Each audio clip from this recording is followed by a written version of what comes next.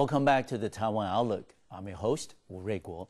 In this final segment, we will continue our discussions with Professor Li Ming from the Department of Diplomacy at the National Chengchi University. Professor Li, we know that over the course of a little more than a year, that our president, Dr. Ma Ying-jeou, has been certainly been making a lot of progress, positive progress in cross-strait relations between China and Taiwan. And certainly in the economic domain, there's been a lot of cooperation and further integration.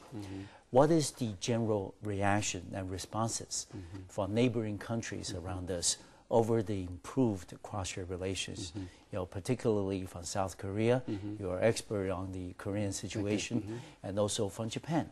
I mean, especially in the economic area, I suppose there is some level of nervousness that the two sides, between China and Taiwan, are getting together in many of the economic sectors, including high-tech area. What do you think? Well, it is true that ever since Ma Ying-jeou took office last year, he, according to his own allegation, that in his year of rule, he was going to put the kind of bilateral ties in between the two sides of Taiwan Straits, a very, very high position. Yes. He's going to facilitate not only economic but also other areas, non-official ties with the other side of the strait. And actually, we have already noticed that there has been a great progress with regard to this. Exactly. Well, not only the people-to-people ties are getting much more enhanced, but also some representatives from the ruling party, which is Kuomintang, met with the high-ranking officials of the CCP on the other side, and we know that it might be possible that even Mr. Ma would be able to be invited into the mainland, because he was elected as the chairman of the KMT recently. Yes. Well, he really doesn't have to go to the mainland, by the head of the president of the Republic of China. Yes. He could, go there just as the KMT chairman. Exactly. And would be able to meet with the CCP chairman, Mr. Hu Jintao. Yes. And I think this is what would be possible. Yeah. And also, we know that the Korean people actually they feel a little bit ambivalent, toward this kind of a situation. I think because the cooperation or integration in between the two sides of the Taiwan Straits will put North and South Korean relations into an inferior position. Of course. Inferior position, because they still separated. Yeah. And they still in a very, very tense relations. And they almost, would possibly fight the other day. Another conflict. Another conflict in the future. Well, who knows? So that, Korean people just were shocked, by the fast integration or fast cooperation, between mainland and Taiwan.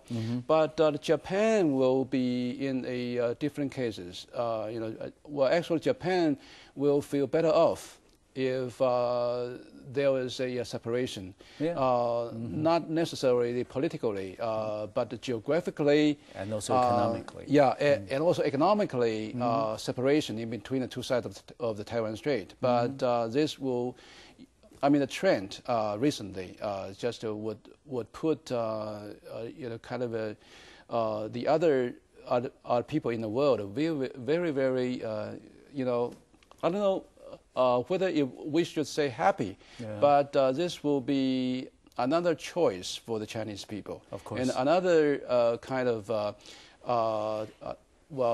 kind of tendency for the East Asian international relations. Yes. Yeah, Professor Lee, you know that with the improved relations between China and Taiwan, there's some level of nervousness, shall we say, in South Korea, especially regarding the further integration economically between China and Taiwan. And because of that fact, that recently in South Korean press, the Chosun Yibo came up with a brand new term. It's called Chaiwan, AIWAN, putting China and Taiwan together. This is a term that demonstrates that the South Koreans are very much concerned what will happen in cross-strait economic integration, what will happen next, especially in areas like cell phone manufacturing and touch screen technology, and also in terms of flat panel LCD display. These are areas that Koreans currently have an edge. But the edge may no longer be there if China and Taiwan, the tech sectors in those areas, got together and integrate their operations and their R&D capabilities. What do you think? If this is, this new term, Chaiwan, would that indicate that there is, some type of nervousness on the part of South Korea? Well, Taiwan's, this kind of terminology is really very interesting and very fancy, and also very fancy, and also with very much originality. Yes, I think that's, as you mentioned very correctly, exemplify the Korean people's nervousness. I think.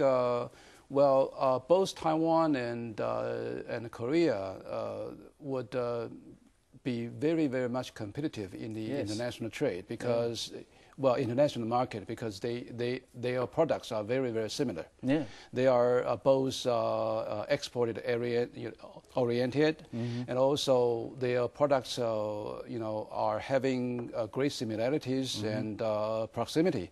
So that's why, Korean people and the Korean industry will feel that they will be very much concerned about whether if the further integration of the Taiwan Straits will do something worse to them. Actually, the terminology of Chaiwan was originally invented in the year 2007. Oh, really? It's almost 2 years ago when they invented this kind of terminology. That means that this kind of a nervousness happened 2 years ago. Yes. As you mentioned, the LCD flat panel display. In this regard, both Taiwan and Korea are competitors. Yes. They are competing for their market share in mainland China. Exactly. And market share in the mainland China has some kind of bad news for the Korean industry. Yes. Yeah, because they've been buying Taiwanese. Yeah, they will buy more Taiwanese products. Yes, exactly. After better economic relations in between the two sides of the Taiwan Strait. Yes. And also there was a kind of a program called asking the people in the village to buy some more kind of electric kind of home appliances in the countryside. Right. Yeah. Yes. Professor Lee, the point I'm driving at is that with the further economic integration between the two sides, we know that in areas, for example, like the LCD flat panel display, there's bound to be stronger competition between Taiwanese manufacturers and Korean manufacturers. But the fact of the matter remains is, for example, what happened in the last few months, there's been a number of Chinese procurement delegations to Taiwan to buy the flat panel displays from Taiwanese manufacturers like Chimei, like AUO, that's right. Yoda. And, I mean, there are substantial orders that certainly have put the Korean manufacturers like LG, like Samsung, into a corner, so to speak. So there's a joke going around in Taipei that maybe there is a giant warehouse somewhere on mainland China that has all the Taiwanese-made LCD flat panel displays. So the fact of the matter remains is China provides a natural market for a lot of the high-tech products manufactured by both Taiwan and also South Korea. But because of the improved relations with Taiwan, the preference seems to be going Taiwan's way. What do you think that would do to South Korean ROK relations with China?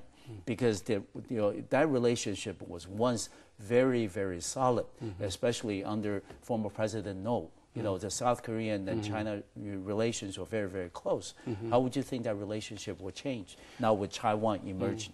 Actually, China has been the largest trading partner with South Korea. Exactly. And also, South Korea has been the biggest investor in China. Yes. So that I think their economic ties has been very, very strong enough. Very solid. Yeah, very solid, and according to their own statistics from both China and Korea, they are going to facilitate their bilateral trade this year, possibly to the unprecedented level. Yes.